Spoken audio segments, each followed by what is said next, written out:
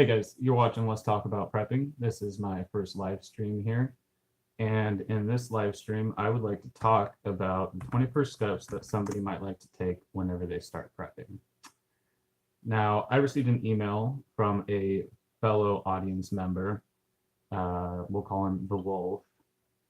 And he asked me to share what I thought might be some of the first 20 steps that a brand new prepper might like to take whenever they start prepping.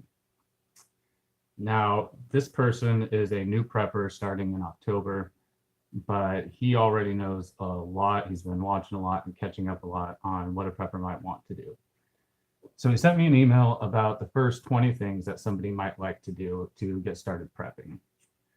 I'm going to share that in a minute. Let me catch up and get on screen with you guys here.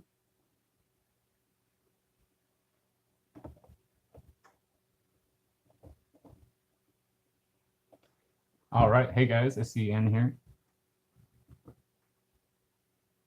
Now, please bear with me. This is my first time doing a live stream chat, so it's gonna be a little bit of a bumpy road. Hopefully I stay online the whole time. All right, we got Space Girl and Anna in here.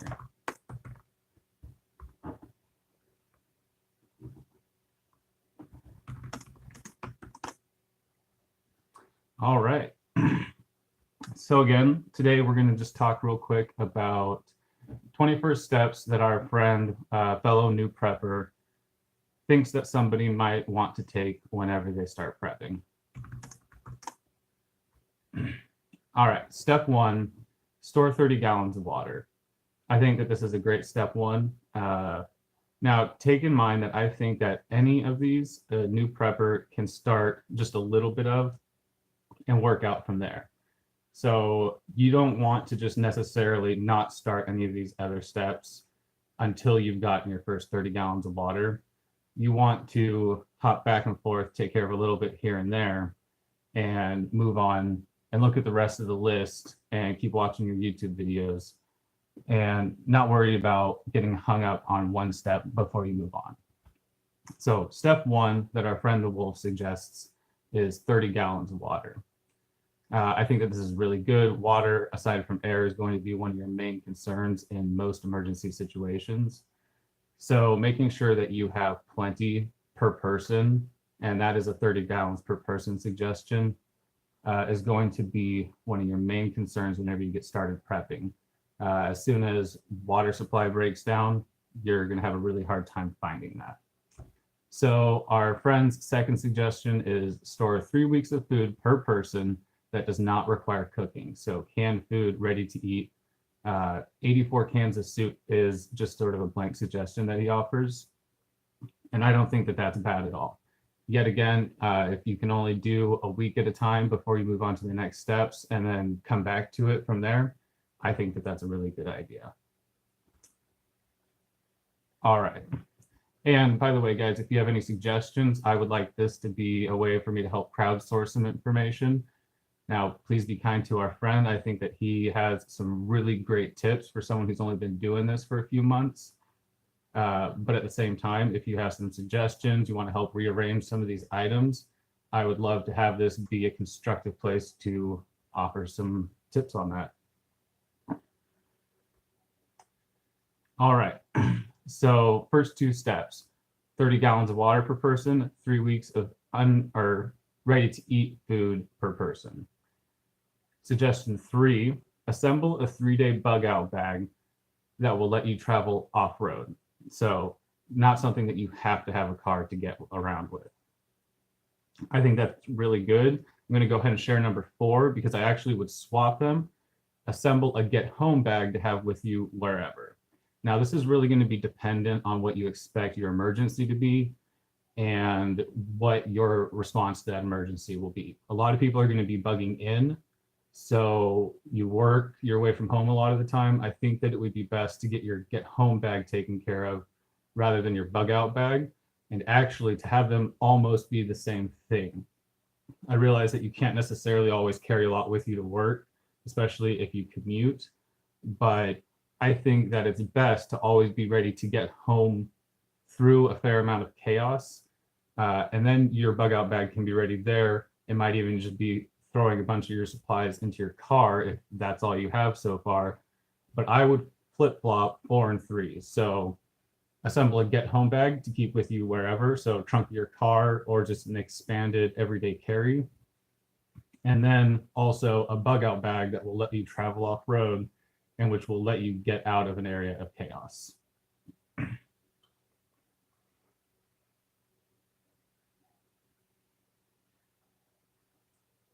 All right, so 30 gallons of water per person, 3 weeks of food per person, get home bag, bug out bag. Number 5, our friend the wolf suggests tune and use your bicycle and in winter walk. So what he's getting at here is if you have a bug out plan, if you're going to need to be mobile in an emergency, then you need to be practicing that. Now, my personal suggestion on this one, and I agree with it, is physical fitness and mobility, whatever that means for you. So once you have some of your basic supplies that are going to let you respond to an emergency, you want to start worrying about your ability to be able to get around, walk the distance from your work to your home if that's a possibility, or at least enact whatever plan you're going to have to respond to that.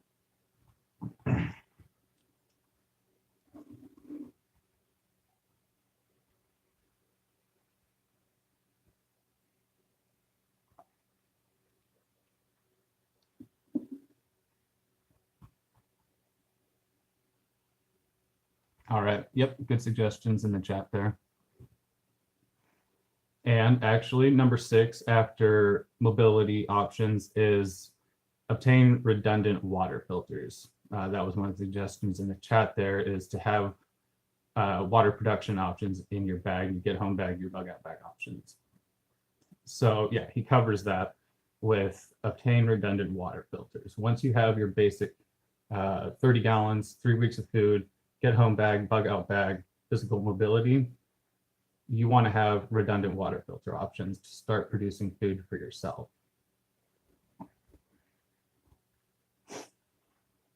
All right, our friend's next understanding of where he thinks a prepper might want to start would be start to store 1 year of long-term food per person. Example, 1 million calories, rice, beans, wheat grain, and corn. Now, I think that this is correct. I think that as soon as you have your 3 weeks of food per person or whatever you start with, this is just a process that continues. Don't get overwhelmed by the amount of food that you want to try to store, but don't ever really stop. Just continue to rotate and move upward in the amount of food that you have stored back. I strongly advocate the rotate and eat what you store method. I have no problem with long-term storage that you don't plan on eating on a regular basis, but my family has found a lot of use, and we eat a lot of rice. We just rotate it in and build it up as we can. And I think that that's one of the best ways to end up with a huge amount of food and not worrying about it going bad or not being something that you want in this situation. Yes, MREs are good. I prefer freeze-dried food to fill that niche. It's just preferable. But I don't think that you want to use those things as your mainstay of food storage. I do think that you want to be doing a little bit more of a staple diet that you can use now and in the future.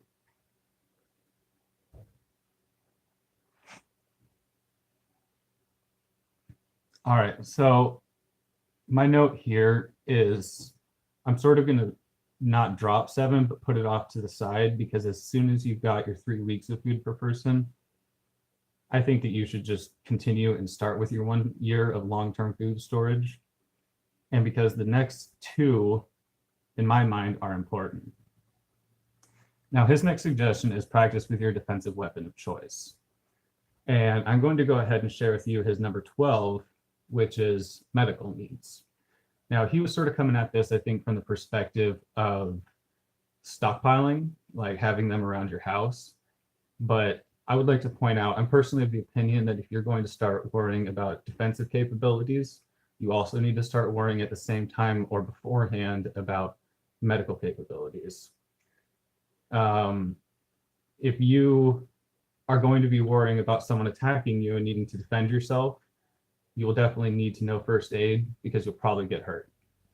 It's very difficult to defend yourself and just not come out of that with a scratch. And also, legally, I'm not going to give you advice, but personally, if I hurt somebody, I will try to then render aid if they're no longer a threat.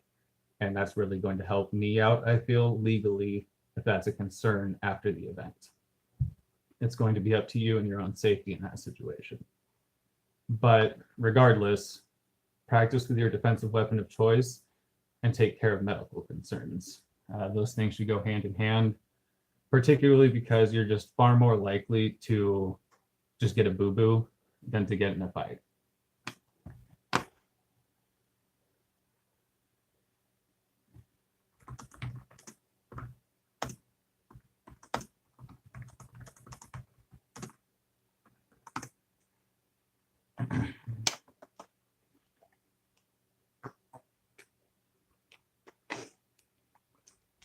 All right, so to recap, 30 gallons of water per person, 3 weeks of food that does not need to be cooked, so canned food, ready to eat food. You could argue that that would even include not needing to boil water, but if you are prepped to do that in almost every situation, that's fair enough. Assemble a get-home bag to have with you wherever, and or a bug-out bag for 3 days that will get you somewhere off-road. Tune and use your bicycle, amended to physical mobility and fitness. Obtain redundant water filters. And behind in the background of all this, start storing your 1 year or 1 million calories of staple foods. And obtain and start practicing with defensive weapon and first aid. So next in the list, we'll stick with the numbers that our friend the wolf offered with us. So 9. Light, obtain headlamps, batteries, candles and holders, lantern, kerosene, wick, dispenser, and fire extinguishers. Now, I didn't notice that part at first, but I think that it's very important that he added the fire extinguishers. This does get mentioned in prepping communities, but I think it doesn't get appreciated as much as it should. When you are dealing with candles, matches, lanterns, things like that, especially when you're used to a modern mentality where you can just walk out of the room with the lights on, that's going to lead to a lot of fires. Fires were just far more common back when that was the common source of lighting. And that's just something that I don't think people appreciate very much, and very important to remember. As soon as you switch over into using that flame source light, you are constantly vigilant of fires. A good idea is having your flame sources inside a bucket or a flat pan of water. That way, if they do tip, you've got one last barrier of safety there. So number 9, headlamps, batteries, candles, etc. Now, I do strongly advocate just having LEDs and batteries. Those are going to last for a very long time for you. And candles are a very good option, especially just wax and the ability to make candles, because it's useful for just so many different things as well, and it's a really good long-term option. Number 10, water collection plan. Obtain containers and hardware that will let you get enough water to survive. For example, roof collection. Now, I think that this is very good. You're never going to be able to store enough water for a long-term situation. Even 10,000 gallons will go by surprisingly quick over the course of a few months. So I think that it's very important to know where and how you're going to get the water that you need to survive in a long-term situation. Now, again, this is all as you can do it. It's going to take a long time to do this all step by step. So bear in mind that with every single one of these, it is more important to do it incrementally than to jump into all of it and get overwhelmed and stop preparing. I would much rather that people do $1 a week prepping, if that's all that you can really get by with, than to just sit here and watch videos and be like, well, I'll get started whenever I get that job or whatever it is. do the little bits at a time, start making the baby steps, and you'll be surprised how compelling it is to move forward and really get into it in ways that would surprise you. So after water collection plan, seeds. Store and start growing high calorie plants that are matched to your area's zone and soil alkalinity. So basically, begin to look at food production, because yet again, you're going to have a very hard time unless you're pretty well off or you're already farming, producing the food that you need in an emergency long time collapse situation.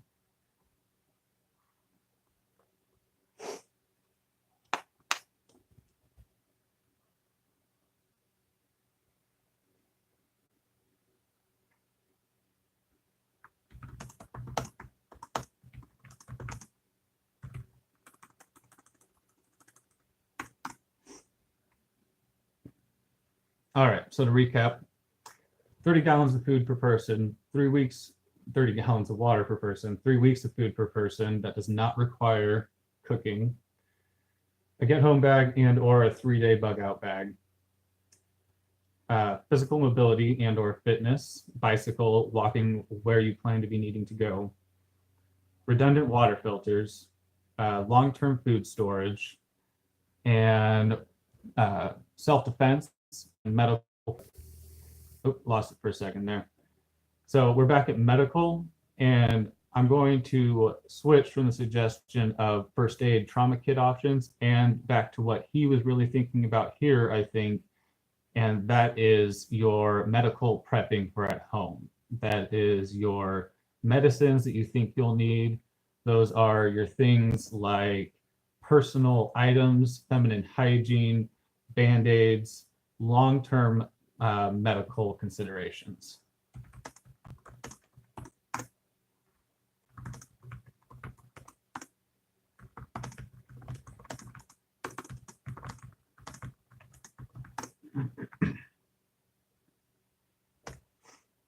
All right, so for everybody that just joined, we are reading an email from a new prepper friend, started in October, and he was thinking it'd be cool for me to share some of my ideas on the first steps that a new prepper might want to take. And he emailed me what he thinks is his best take on what new preppers should do to get started.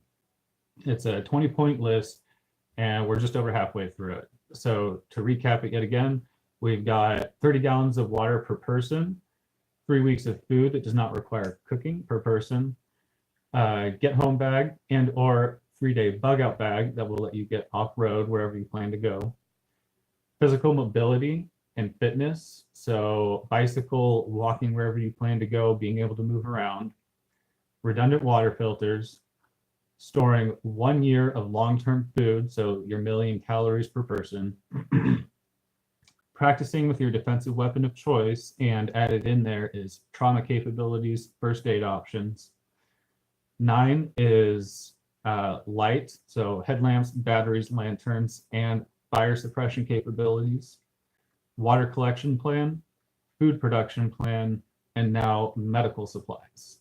So 13 on our friends list is hygiene. So here we have soap, compost toilet, feminine hygiene, which I included in the medical options, and that's really just going to be your own consideration there. So here, yeah, we're looking at all of your waste disposal, your personal care options, and it really is arguable. These are right next to each other. Hygiene is a medical concern. Your medical person needs to be monitoring the hygiene of everybody in your group. It's a little personal, but you really can't have somebody skipping on their bathing and ending up getting rashes, things like that. It's unpleasant to talk about, but it's something that needs to be considered. Hygiene in a dirty, without rule of law situation can cause a lot of different problems, especially because you're letting a lot of bacteria that you gather colonize your skin, and any cut that you get where your skin hasn't been washed pretty often is going to introduce that bacteria. So hygiene is important. All right, so 14, harden your resistance. I think that that's a good one. It's very important just every day nowadays to be aware of your weaknesses, aware of your surroundings. Now, I want to point out that harden your resistance doesn't just necessarily mean being able to bar your door or anything like that, or shoot anybody that comes inside. Give me one sec here.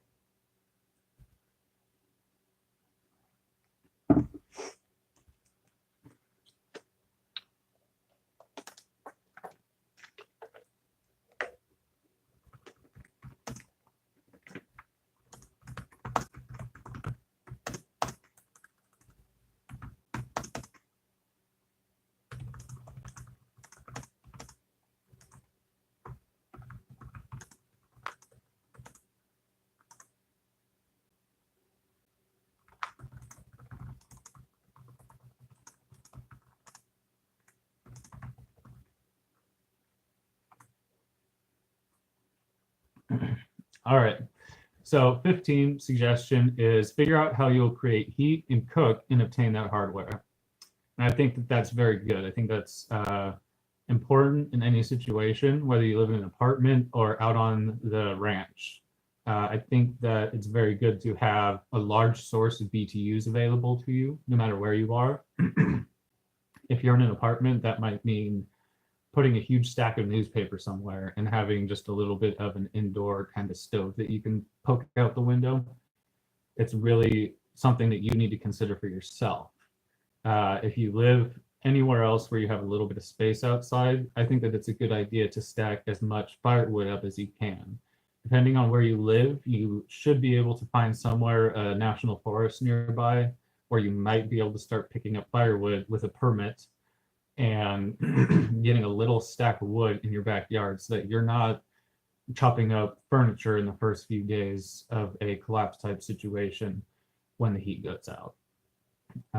Propane and catalytic heaters are a pretty good option, but that's only going to last you so long unless you literally have a large home tank out back. So I think that it's very important to have your wood stove, ideally one where you can readily cook with it, and your stack of firewood, if that's going to be your option. Just figure out what you're going to do for heat, have the ability to maybe improve the insulation of your home if that's something you're not able to do because you're renting. The modern home is very inefficient whenever it comes to heat retention. So as soon as that kind of thing happens, where you can start modifying your home if you're stuck in there and you're not necessarily worried about losing your deposit, definitely look at maybe having some bubble wrap foil insulation to be able to wrap in your attic space or whatever you need to do to make your house just a little bit better. And if you're a homeowner, definitely look at what you can do. That's sort of part of the harden your residence. That's not just for security. That would also, for me, be prepper renovations, basically, of any kind. So 16, store fuel, plan your future fuel source and practice getting it. So that one to me would actually just merge with 15, figure out how you will create heat and cook. Just figure it all out, start working towards it. 17, spices, salt, oil, tea, bouillon, flavorings, yeast, etc. So this is basically starting to expand your food preps away from just being subsistence staples and into things that you actually want to eat, having a long-term cookbook where you can actually just make recipes that are actually quite pleasant off of your food staples. And that can just be rolled into the 1-year food storage that you're already trying to start putting together. In that regard, the Mormon church really has that down. A lot of their suggestions for food storage are to start a meal plan, at least 7 days, ideally 14 days worth of meals, and rotate through them, be eating them now. That's 2 weeks worth of meals that are unique that you should not tire of, even over the course of a year, where you can get staple items to cover those 7 or 14 meals and then start expanding those, never get tired of eating it, and always be able to produce them. So that in and of itself is a really great way to start producing food storage that you're going to enjoy eating because it's already something that you're used to. It's a reliable part of your everyday life. And that is going to be a huge factor in morale in a collapse type situation, to just always know spaghetti is going to be coming and then some mashed potatoes are going to be coming, and things like that is a really good option. So with the numbers that we originally had here, we're at 18. Decide on a second place to go and plan how you will get there and go there unmotorized. Now, I think this is really good. For some of you, this may be a given. Maybe you've got a huge family and every one of them has a ranch, and you can walk through these mini fields to get there. So that might be a non-issue. This is all going to be customized to yourself. You're going to look at this list, which I'll type up and probably add in the description afterwards. And later on, I am actually going to go through these things and do individual videos sharing my thoughts on the first steps that a prepper is going to want to take and just what they might want to do given different financial capabilities, space concerns, whether you're in an apartment or out on a ranch, things like that. But yet again, decide on a second place to go and plan on how you will get there. So if that means just figuring out, hey, Uncle Joe, if something bad happens, I can show up here, right? Do you mind if I put some food in the back of your barn? Stuff like that. Just figure things out and have at least somewhat of a plan and know how you're going to execute that plan in the situation.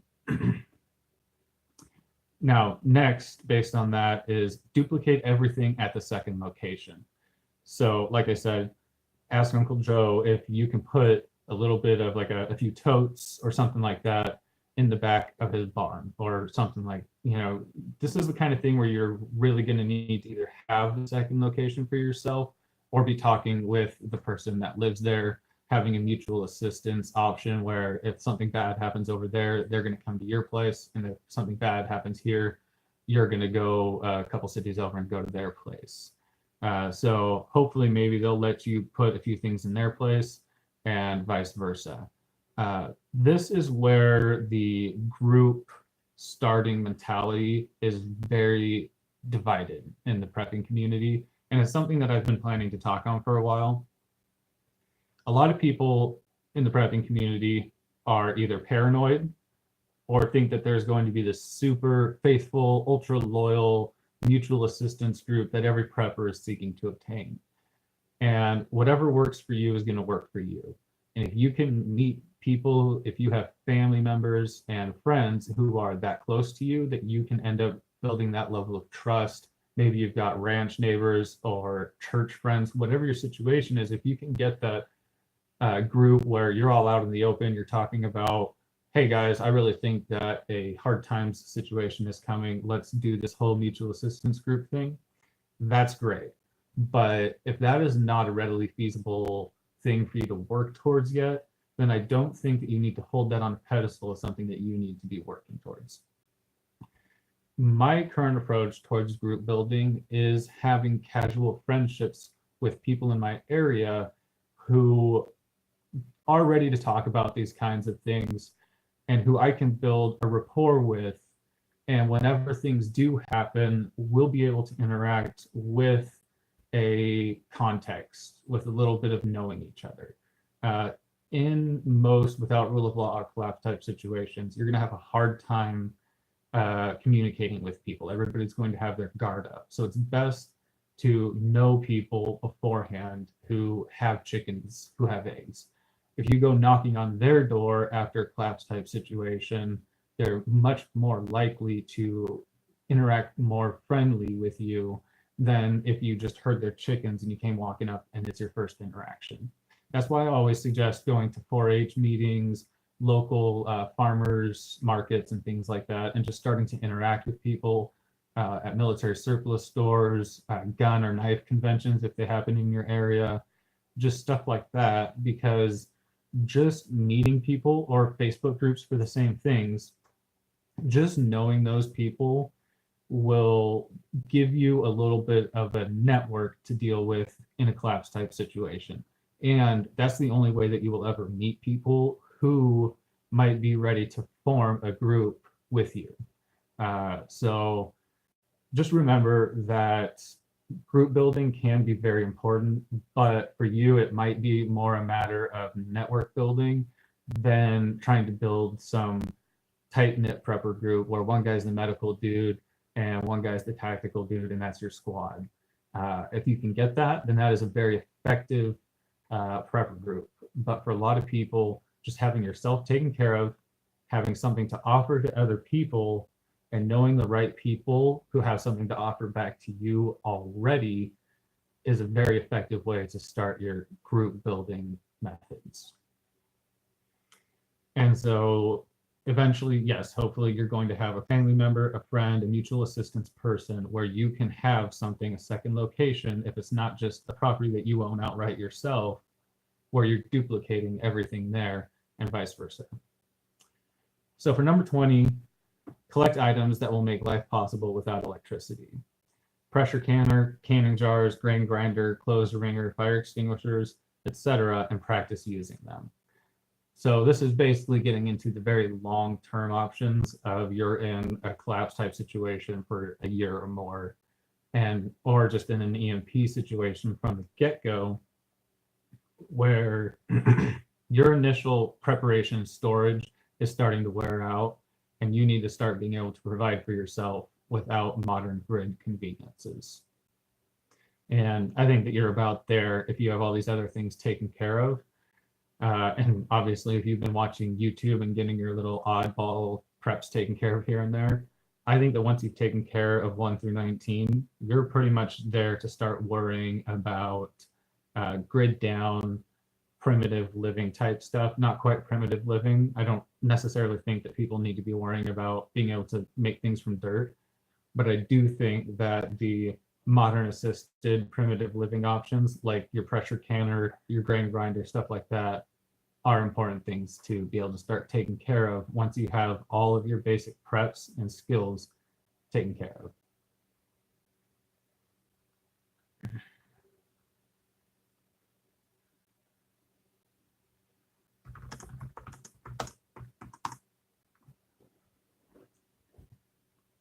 So that is the 20 that our friend the Wolf, our new prepper friend who sent me this email, just started in October.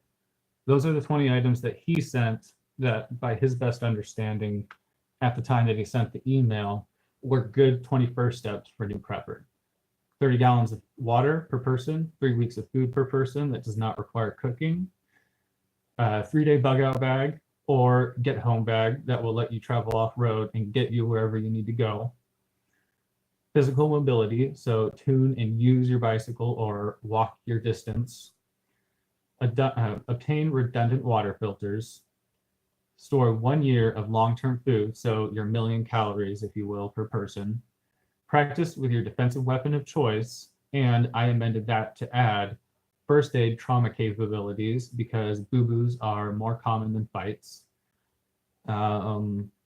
Light, so headlamps, candles, lanterns, and fire suppression capabilities go hand in hand with any fire source light.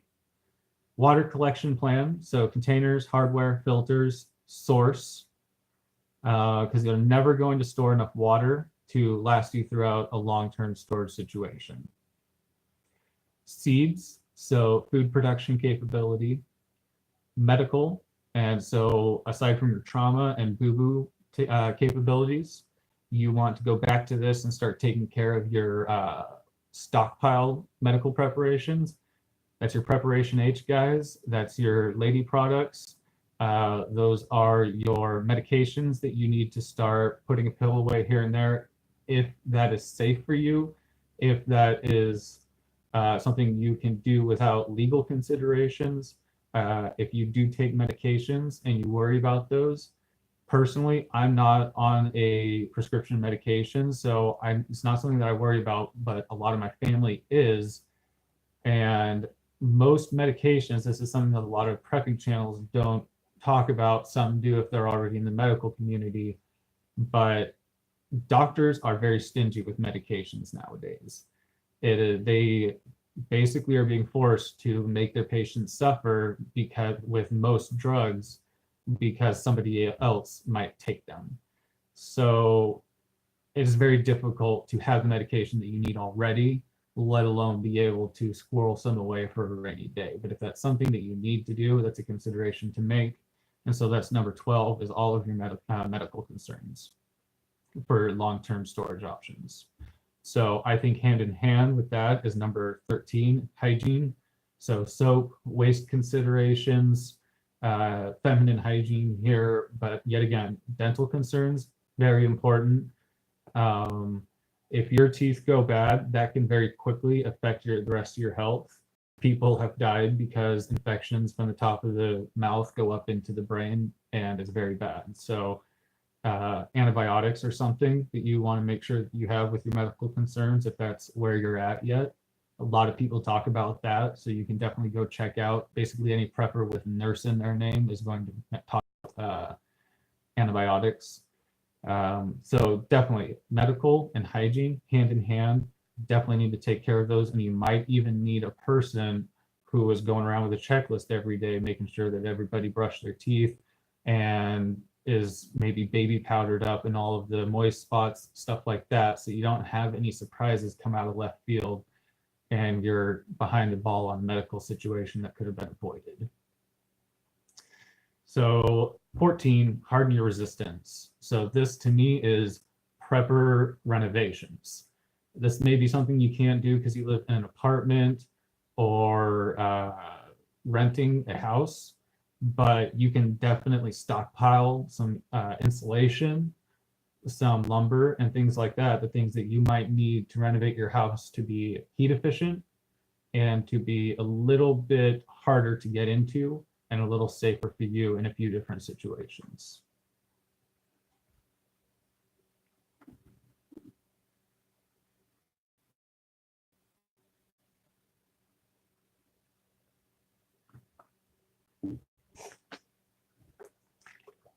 So that was 14, harden your resistance. And that sort of sounds like security concerns, and it somewhat is. You don't necessarily want to have glass windows in a lot of situations, but you don't necessarily want to look like you're boarding up your house depending on where you live. This is definitely something to talk about. And it's definitely something that a lot of people do talk about, but I think about it a lot. How somebody in an apartment is going to secure their apartment, or if they just need to abandon that altogether. How somebody in a street-facing house in the suburbs is going to protect their house without making it obvious that they're boarding up. Now, maybe you go around and get everybody else to board up their houses, so your house isn't the only one doing that. That might be an option. Maybe people will quickly forget that you were the one who had that pile of plywood just sitting around at the moment. But you need to consider what you're going to do with your house, because it is not a good option to have the WROL and you just live with your plate glass picture window on the front facing the street until the guys with the truck roll up. I'm not necessarily saying that you're going to sandbag the whole place as soon as the EMP goes off, but you need to know what you're going to do. So 15, and we're going to merge this with 16. Figure out how you will create heat and cook and obtain that hardware. Store fuel and plan your future fuel source and practice getting it. So if you have oil underground, you need to have your derrick built. Otherwise, you need to know where your heat source, whether that's wood, the furniture store next door, whatever you're planning to do to produce your heat. If you're going to rip the carpet up and just put a foot of newspaper down and then put the carpet back down, start doing that. I mean, know what you're going to do to produce heat, because if you live anywhere that's not hot all year round, you're going to need that, and you're definitely going to need a way to cook food. And unless you literally have like 10,000 gallons of propane, you're going to need to figure out how to do that within just like a very surprisingly short period of time. So alongside with the ability to cook comes the ability to cook well. So that's spices, salt, oil, tea, bouillon, flavors, yeast. So being able to eat more than just bland rice. Now I'm going to add in here, and it sort of was added in with the get your 1,000,000 calories. Be able to cook that 1,000,000 calories. You're going to get sick of boiled rice. You want to be able to know all the different ways you can cook rice. I'm lucky enough that I was raised in a family that cooks well. The people that I'm going to be around know how to cook well. I've got a decent amount of experience cooking myself. I'm by no means the homestead chef, but I'll be able to keep it interesting. And that's something that you'll want whenever you're eating a year's worth of food from buckets. So just keep that in mind.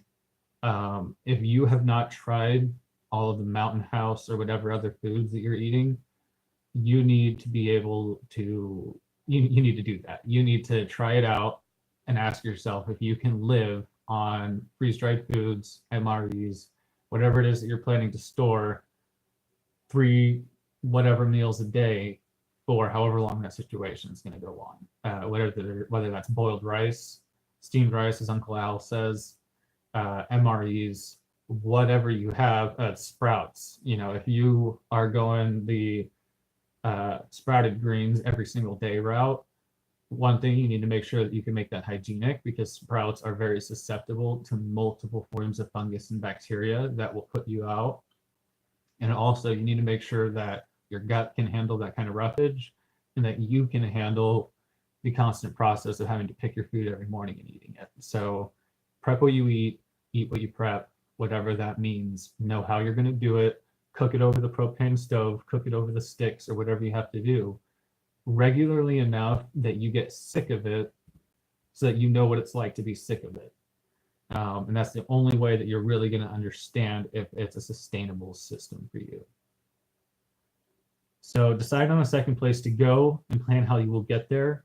Go there unmotorized. I'm merging that with duplicate everything at the second location and groups. So that is networking, having at least one person where you've said, hey, if a meteor lands on my house, can I come stay at your place? And maybe can I put some things in the back corner now? And also you can do the same thing with me. So yeah, 18, 19, second location, bug out location, and networking. Just knowing people who agree with you on different things is networking and is going to give you some options. Maybe not everybody's going to want you to an emergency situation. You're better off having 10 people whose doors you can knock on than having just one situation where one place where you've stacked up some food, whether that's your own property over there or someone else's house. So in with the bug out location, for me, in not necessarily covering the same needs, is people resources. So location resources, people resources. You are going to need to be able to compensate with someone if you want them to be your mutual assistance location. And that is something that doesn't always get talked about in the community conversation and prepping. It goes all the way from ultra paranoid to ultra like trustworthy group. There's a lot of in between and a lot of considerations to make, both in the bug out location points and the network. That's what I consider. A lot of people talk about group building, trying to get your squad together of your tactical guy, your medical guy, your food guy, your chef, or whatever. And that's great if you can get that. But yet again, a network of people, and that might not be so easy if you live in LA, for instance, or in, I mean, depending on what area you live in the New York, the big city areas, you might have a hard time meeting people who are just the down to earth, ready to talk to you about guns and things like that. In my area, there are a lot of people who have at least had a prepper in their family, a lot of homesteads that just stopped farming in the past couple generations. So a lot of people around here you can just strike up a conversation with, and that's one more door you can knock on. Being outgoing about these kinds of things will build you a lot of contacts, and contacts built now will be worth a lot in multiple situations. I think that a lot of the group building conversation ends up being about a SHTF, total anarchy, total stress, intense fighting everywhere all the time kind of thing. And that's just not very feasible. It's actually a minority of situations where your entire group is going to be ready to all move into the same house together and try to form some kind of squad. It's actually a lot of the situation will be arguing about when that time has actually come, and that time may never come. And from my perspective there, having those 5 people who are ready to move in with you and be a squad is an important thing in some really ugly situations, but less important than having 20 or 30 people who have things that you know you'll want to trade with them, and being able to be valuable to those people, and being able to go to the local bazaar when enough people have taken care of their necessities in a collapse type situation, and having barterable goods or tradable skills to offer, and knowing a lot of people who, when you see them at that market, you're going to come up and strike up a conversation and have an in with each other. So that's why for me, networking is just as important as having a hard set bug out location and bug out group. And then 20, collect items that will make life possible, long-term, sustainable style. No electricity, being able to produce for yourself in the long term. So I'm going to throw in here, he said things like, our new prepper friend suggested things like pressure canner, jars, grain grinder, clothes wringer, fire extinguisher capabilities, and let's see, lost it. Practice using them. Now in here, this for me is going to include craft skills.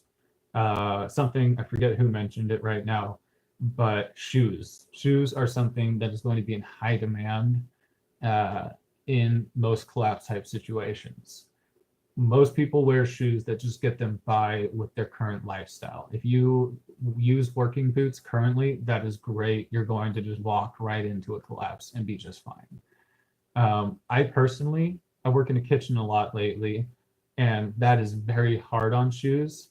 It basically dissolves them because of the grease and the chemicals. So I use cheap shoes, but I make sure that I have good, reliable boots that I'm going to hop right into. I've worked in boots outside in the field for much of my life, and I do have a truck tire sandal.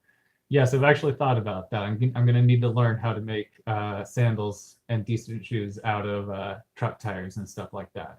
Those skills right there, the long-term postmodern crafting and sustainable production skills, are exactly the kind of thing that you want to think of for these situations. And those are the kinds of skills that I think about a lot, because we're far more likely to see a slow descent, in my opinion, into an ugly depression where, whether you believe that it's the Illuminati or whatever, they're trying to choke us out of our money and get us all down to peon status again, or whether you believe that it's just inevitable that things are going to break down and have another Great Depression. There's just no system that doesn't have that.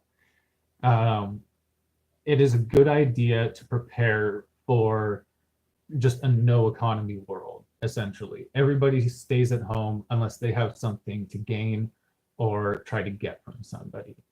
And so, I mean, sometimes I think that just having treadmills hooked up to generators so that people can come and pedal to charge their phones and pay you for it would be a gold mine in a lot of economic collapse situations, let alone large solar banks. We often think about things are going to go from 0 to 60. We're going to drop right into an SHTF full collapse situation, and it's just going to be anarchy immediately. But actually, in a lot of these situations, when we're talking that way, we're jumping over the few years of the slow, of people realizing what's going on, of people running out of their food and things like that. And we also do forget that some people, the preppers around us, will be well off enough that barter will exist in almost any situation if you know who is bartering. Whether there's literally nuclear fallout everywhere, somebody is going to be braving it in their hazmat suit because someone needs medicine or whatever. So having your network of people that you can trade with, having the ability to trade with them in those situations and being valuable to them, yet again, is going to be the way to go. So in your long-term sustainable prep considerations, you're looking both at the things that you need to continue doing your prepper things, food production, water production, and all that stuff well into the future without your modern inputs. But you're also looking at the skills and things that you will need to be productive well into the future. Because as soon as you find yourself in a collapse type situation and you don't know that it's just regional and that everyone else everywhere else is fine, you need to start wondering how long this will go on, and when do I start rationing and scaling back on eating and using my stored resources, and when do I really start focusing on dropping into a productive mode of long-term sustainability. For preppers, the ideal is to be in a place where the transition into sustainability is as easy as possible and comes at as small of a loss to your lifestyle, your morale, and your ease, your quality of living as possible. That is why homesteading is often the ideal for preppers, is so that when it happens, they don't notice. And I've lived in that situation more or less, or thought that I did. I've been off the grid way back in the mountains where most situations I might not have known about it for a week. And at least thinking that you're in that position where you'll be okay for at least a year in those situations is comforting, but it can also be quickly taken away, especially in the modern world. And that's important to consider, which is why I often stress the diffused network capability. It's important to know how you can do your things in a variety of different situations and not have them be strongly impacted by troubles both now in the modern world, because we don't know how long we need to worry about that before this all goes off, and benefit from it.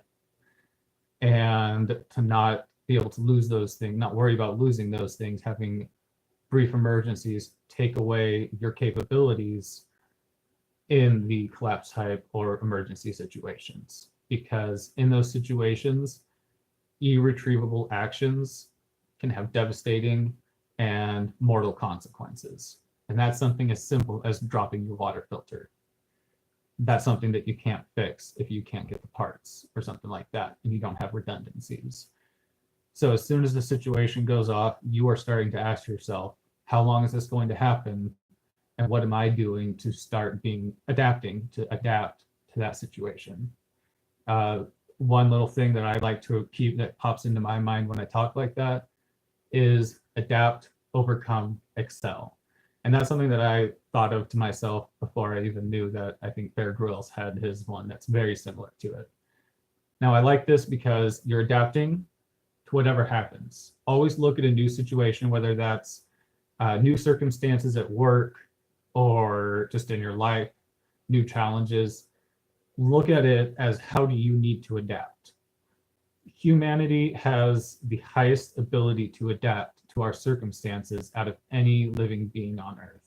And that is why we have succeeded. And it's not necessarily because of anything else, but our ability to adapt to any situation and any environment through the use of group dynamics and technology. So that is something that you need to capitalize on in any situation. You need to be constantly observing your surroundings and reorienting yourself to them to be able to decide what to do next. So adapt, overcome. So you're overcoming any obstacles that come your way. Don't be defeated by them. Don't be the kind of person who doesn't know how to overcome a problem. It's easy to be overwhelmed by new challenges, but rather than seeing it as something that you don't have the resources to take care of, look at it as something that you will soon be the master of. And I don't mean that in a cheesy confidence kind of way, but you in an emergency situation need to be thriving and not just trying to get by. You need to meet your challenges in such a way that you overcome them, and the next time that you meet them, you'll walk past them because you know how to do that. And I know that that is sort of a very vague blanket statement, and I don't like to make those and just be like, whatever comes, you'll master it your first time around. Approach it like you're already good at it and you'll be fine. That's not what I mean to say. But in any situation, you are constantly trying to adapt so that you are evolving around that situation to be able, to be better equipped next time. And you overcome it in such a way that you can excel in the future. A lot of the survival and prepping conversation is how are we going to get by? This is how we're going to subsist. And that's the important first step. But I think that the important mentality is to be prepared to thrive, because you never know when the next challenge is going to come, and you want to be as well off as you can to face it. So never get complacent in any situation, whether that's at work nowadays or in the collapse type emergency SHTF situation. Don't get complacent and think, all right, I think I've got my garden going, things like that. Continue canning your stuff. Have extra, continue storing it. It's never over. There's always the next generation. Just keep going and never think that you've gotten over the hurdle, because you never know when the aliens are going to land or when Yellowstone's going to go up on the horizon. So just because the EMP happened doesn't mean that that's your new baseline and you're fine there. That's your new baseline. Prepare for the next level. Start preparing the next generation for the challenges that they're going to face, whether that is a technological future where they need to be prepared to face the challenges of AI taking over the workplace. They need to know coding pretty much to do almost any single job, and also preparing them for potential collapse type situations. Because no matter when we face what we think we're going to face, there's always the next round. So until there isn't. But that's not something that we need to worry ourselves about. So we're getting off into the weeds here.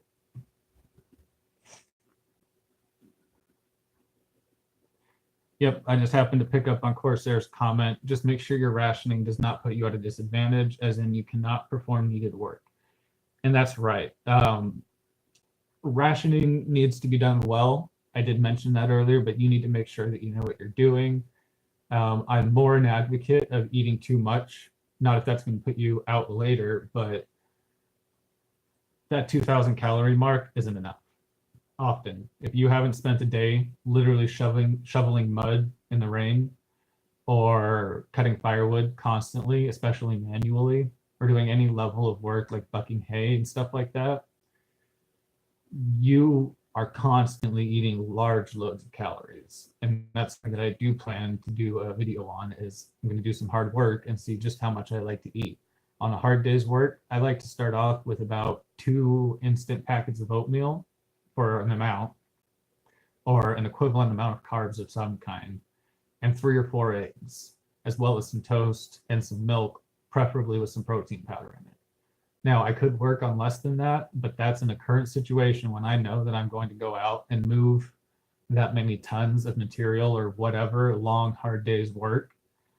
I eat a lot of food, and that's something that you're going to want in that situation. I know that a lot of people throughout human history have worked slave labor on a lot less food, but we haven't. We're Americans, and it's going to take you years to tone down to that situation where your metabolism can handle 1,500 calories while doing hard manual labor.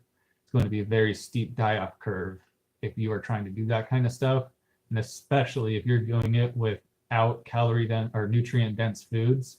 You're going to start having a lot of deficiency related diseases and deaths related to people working their bodies really hard and their organs giving out because their body is just metabolizing their internals because they're not keeping up with their caloric and nutrient needs whenever they're working that hard.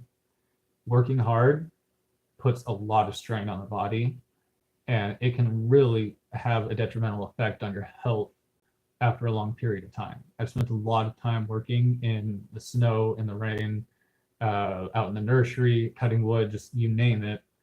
And if you do that 10 hours, 12 hours a day for 8 months, and then you start, you have a seasonal break or something like that, you spend that time rejuvenating, eating even better and resting and stuff like that. And you can see the health effect that it's had on you. And that's if you're not necessarily keeping yourself up. And that's the situation that you're going to be in a collapse type situation. It's going to be the hardest part of our lives. Unless you get lucky and it's a bug-in situation, then you're going to be working harder than you've ever worked, unless you're already a logger or something like that. So keep that in mind, that You don't want to just be living off of less than you've ever lived off of in the hardest part of your life. So that sustainability, and especially in your food preps, the nutrient rich food preps are definitely important. Yeah, no, not so much rain and snow in Southern California, but I think I might be stuck where I'm at for now.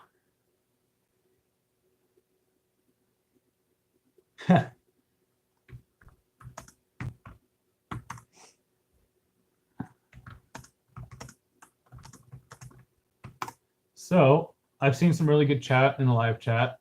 If you do happen to be here in the future, after this live chat has happened, definitely read back through some of the comments as we've gone along and see what some of these guys have to say. There are definitely some prepper veterans in here that are sharing some good information.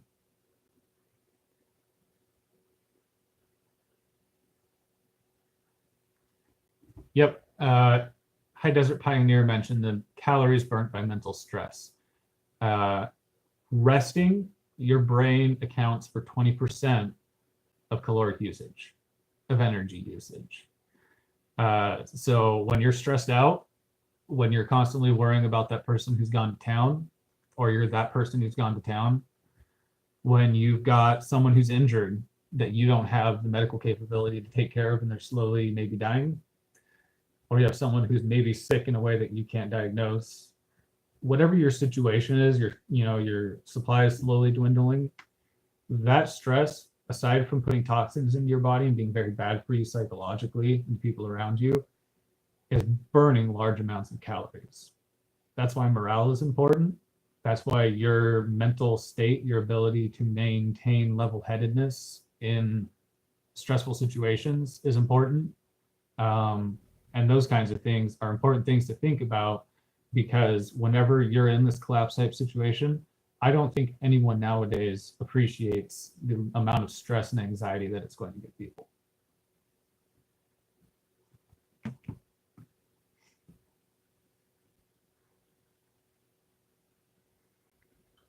All right, so just to recap our topic for tonight from earlier, we're just off of the topic now and into the chat part of the video, I suppose.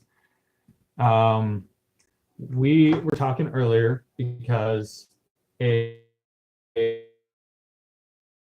fellow that just started in October wanted to share what his take was on the 21st steps that a new prepper should take when just getting into prepping.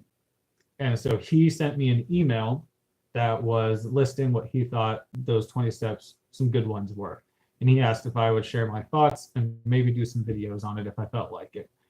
So I wanted to just share this list of his, share my thoughts on it, and get some of your guys' thoughts on it to sort of crowdsource the good little list here. And in the future, I'm going to make some videos of my own on this list of where preppers should go to get started and what they want to do to hit along the way, and use this as a basis for their own customized, and that's important to have it customized to your own situation, prepping plan of action, if you will. So the list that he sent me was 30 gallons of water per person, will let you travel off road, get home bag that you will have with you wherever, which I've swapped around so that I think you need to have your get home bag with you wherever and get that taken care of first so you can always get back to your house, and then your bug out bag. And if you want to, you can combine those if you have the space in your car or whatever that you commute with. I think that it's very good to have as much as possible with you. I have a Gabonch get home, bug out, never come home kit in my car that I've actually been working on re-rolling in my house lately. It is the materials that I want to get home from my work. It is the things that I want to bug out with and never come home with once I get home and grab what I can, or if I never can get home and I just have to round up my family members, if I'm capable of that, and just go to another secondary location or in whatever cardinal direction the situation entails. I'd like to have as much as possible with me because I am the main prepper in my family, and I want to have all the capabilities at my disposal. I think that you need to be able to have whatever you have in your get home / bug out capabilities to at least have mobility options by foot. So while I have more in my car than I necessarily would carry home in a get home situation, I do have the ability to move most of it with me depending on the situation. If there are bombs falling and gunshots going off in the streets around me, I'm not going to spend the time toting a game cart full of gear to make sure that I get it home. I have redundancies, but I'm going to strap up with with the things that I need in that situation. If I have the time and my car is working, I'm just going to drive home. But in that car, I have the things to take care of a tree that's fallen across my road, or maybe a gunfight that's gone off, or whatever I might think that I might encounter. But if I need to, I have a bolt bag that allows me to just reach in my car and run. And all the rest of it is chained down to the inside of my car in the meantime. So yes, Corsair says having options. So if I needed to abandon my car and all the preps that I have on it and just go with my level 1 EDC, I would be decently well off, whether I was already in work and didn't have time to get into my bug out bunch kit in my car, or whether my car rolls and I'm thrown out and I somehow survive. You want to have the things on your body, your level 1 EDC, and then your level 2 EDC, the things in your pockets, in your coat, in your everyday carry bag, whatever you have. But always have your different levels of options. Never have all your eggs in one basket, and just always be realistic with yourself about what situations you face and how you'll feel in them and how you'll want to react. And so get home bag, physical fitness and mobility, redundant water filters, 1 year long-term food storage.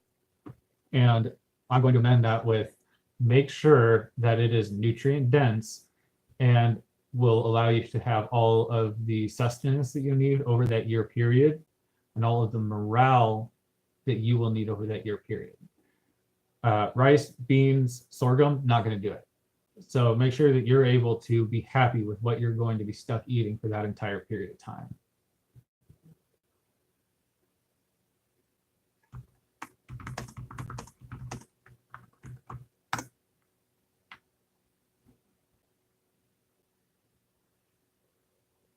Yep, 20 minutes with kids is a long haul on foot.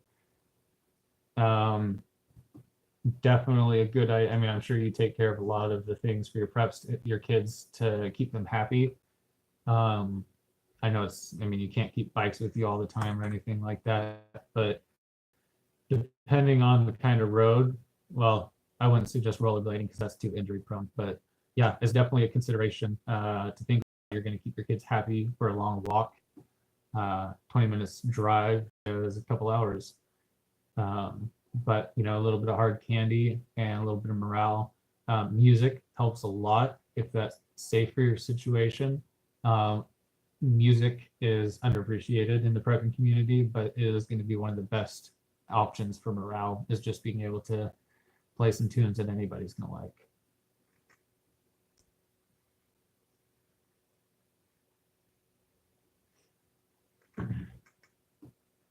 So 1 year of food that you find to be enjoyable to eat for that long year, and which will definitely provide you all the nutrients and the caloric needs that you have for that entire period of time. So you don't want to get halfway in and somebody goes crazy and starts killing people because they can't stand rice anymore or what have you. So your 1 year food, and this isn't, and yet again, everybody, for anybody who watches this who is at the beginning of their journey, don't get overwhelmed by any part of this. If you can only take care of, say, your 30 gallons of water, you can only get 1 gallon before you start worrying about your food. Do that, come back to it. Make sure you come back to it. Don't ever neglect a part of your preps.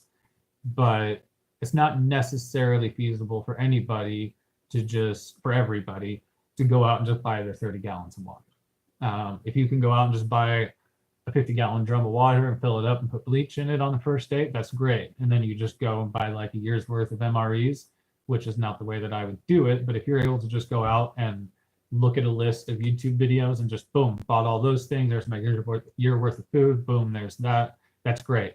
If you're only able to grab 1 water bottle from the flat because your family is that poor and they've only got 1 at a time, stick it in your closet and then grab a can of food.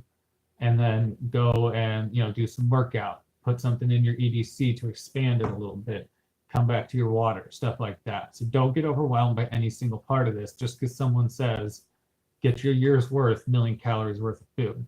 That is a huge achievement to get done. So don't take that for granted and don't get overwhelmed by it. Number 8 is practice with your defensive weapon of choice, which I've added trauma and boo-boo capabilities to. Number 9, light capabilities. That includes candles and lanterns, and fire suppression capabilities, which is at least as important as the ability to produce light from flame. Don't ever underappreciate how common fires are when you're using flame more often. I can't tell you how many times I've seen when I've been using flame, how easily sparks can get out of the place, how far they can go, how vigilant you need to be, or how careful you need to be in how your setup is placed to keep fire from happening. Just a little bit of paper can fly out of a stove and across your room pretty easily if you have a draft and land on your bed. And if you're not watching that, that's a fire. If you walk out of your room and the candle burns down and tips over a little bit, that's a fire. We're very used to leaving the lights on and being able to walk out of a room without worrying about it. And even back in the day when people were raised where they were punished harshly for being negligent with fire, it still happened. It still got away from them, and we're careless compared to them. So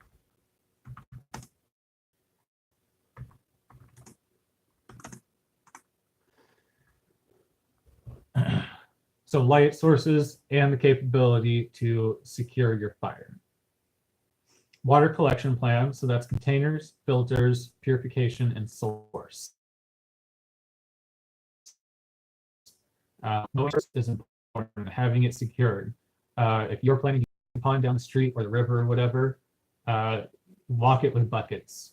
And that's like 15, 20 gallons of water a day. You need to carry your buckets, get your hand cart, whatever you plan to do, get that system in any of these things. Build your system now, get familiar with it, and figure out the kinks and what you need from the modern world or to be able to take care of sustainably for yourself to keep that system going. That's why I like to do craft projects and things like that, because you get your hands on it, you figure out what you do wrong, and you get at least a little bit of context for yourself before you're forced to jump into it during the most stressful part of your life. So water collection plan, food production plan, seeds, store and grow things that are appropriate for your region, and be able to produce foods that are calorically rich and nutrient dense and which you can feasibly produce for yourself in the situation you plan to face. I agree, Anna. I like to have, not only the oil lamps are very good because they're just going to work during anything except for an earthquake, but I also like to have headlamps or at least some light option. My family does. They pretty much have a flashlight in like somewhere on a bedstand throughout the house. There's flashlights on the fridge. No matter where you walk into a room, you can probably see, you can fumble around on surfaces and find a light source. And yes, it does give you a great peace of mind. So food production capabilities for long-term nutrient rich food. Medical, which was mentioned alongside defensive weapon of choice. So aside from your boo-boos, you've got your long-term medicine and your hygiene, which is important and pretty much the same as medical. Harden your resistance, so that's insulation, security, and just practicality for a survival prepper type situation.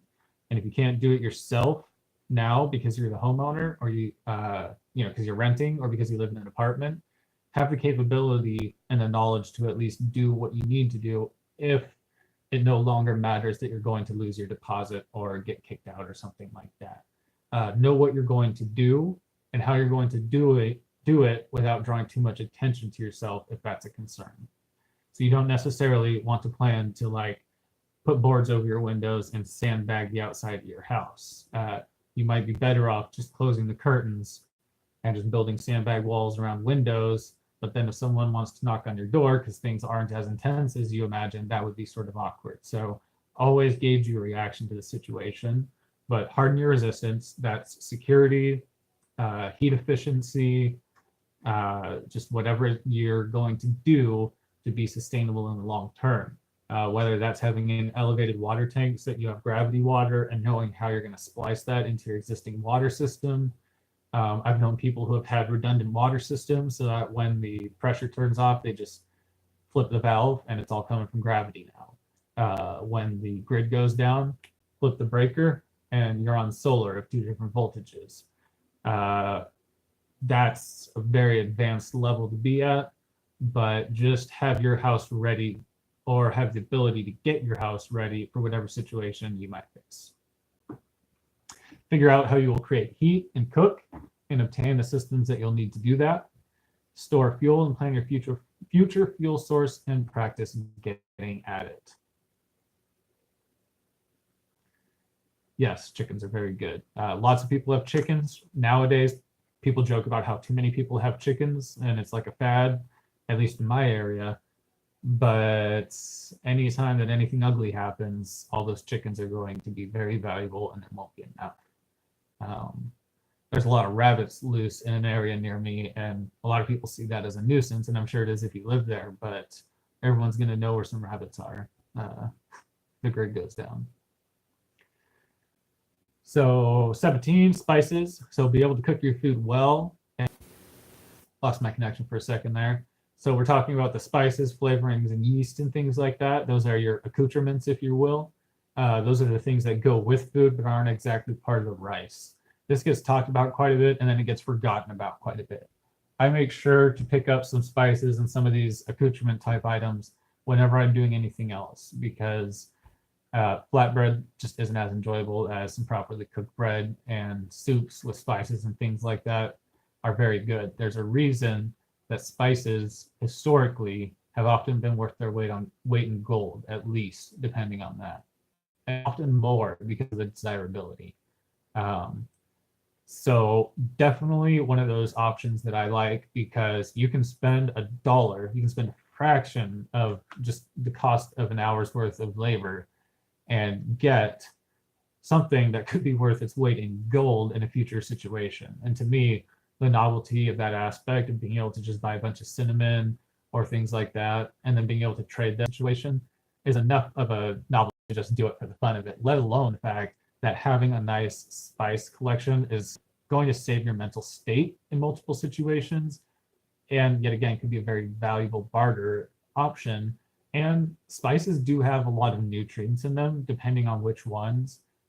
They do have trace nutrients, metals, and things like that. So knowing which ones are both tasty and good for you is going to be one of the best ways to provide for yourself in every way when you're living off of food storage.